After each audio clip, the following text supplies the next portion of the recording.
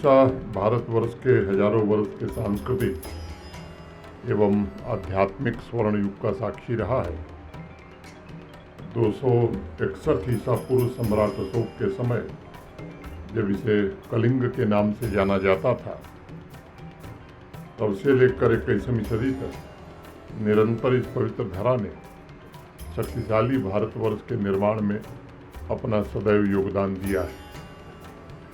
महाप्रभु जगन्नाथ इस पावन धरती का कई बार वर्णन महाभारत में भी मिलता है। पुराणों की कथा के अनुसार कलिंग के राजा वरुण के एक पुत्र थे, जिन्होंने कुरुक्षेत्र की लड़ाई में स्वयं हिस्सा लिया था। गांग वंश के शासन के दौरान ही ऐसा बताया गया है कि पुरी में जगन्नाथ मंदिर तथा कोणार्क में सूर्य मंदिर का निर्माण हुआ था। ये मेरा परम सौभाग्य है कि अभी 3-4 दिन पहले ही मुझे प्रभु जगन्नाथ के दर्शन करने का अवसर प्राप्त हुआ था। मैं कह सकता हूँ भगवान जगन्नाथ का आशीर्वाद राष्ट्रीय पुनर्निर्माण के कार्य में हम सब की शक्ति का प्रमुख स्रोत है। ओडिशा समुद्री व्यापार का प्रमुख केंद्र भी रहा है। ओडिशा के व्यापारियों का कारोबार बाली, जावा तथा दक्षिण पूर्व एशिया के विभिन्न देशों तक फैला हुआ था।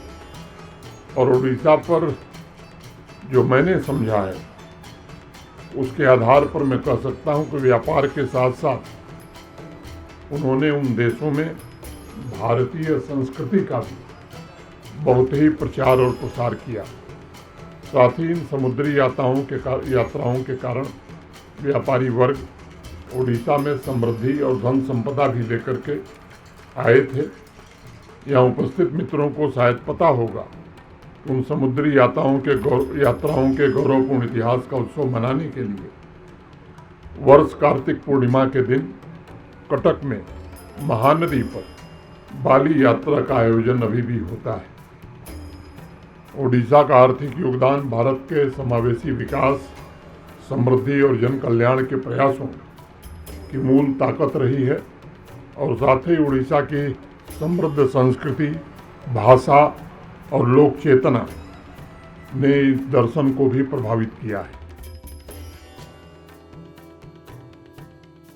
मैं मानता हूं कि लगभग 13 जीवंत जनजातीय समुदायों ने अपनी भाषा, अपनी संस्कृति, अपनी कला और अपने शिल्प के विशेष पहचान से पूरे राष्ट्र को गौरवान्वित किया है।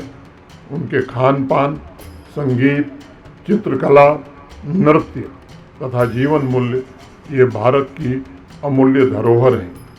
परफॉर्मिंग आर्ट्स में ओडिशा ने भारत की समृद्ध संस्कृति में नृत्य के 3 घरानों ओडिसी, बलखाई तथा छऊ को जोड़ने का काम किया तथा उससे जुड़े कोणार्क नृत्य महोत्सव और पुरी महोत्सव की चर्चा आज केवल भारत में नहीं पूरे विश्व में होती है।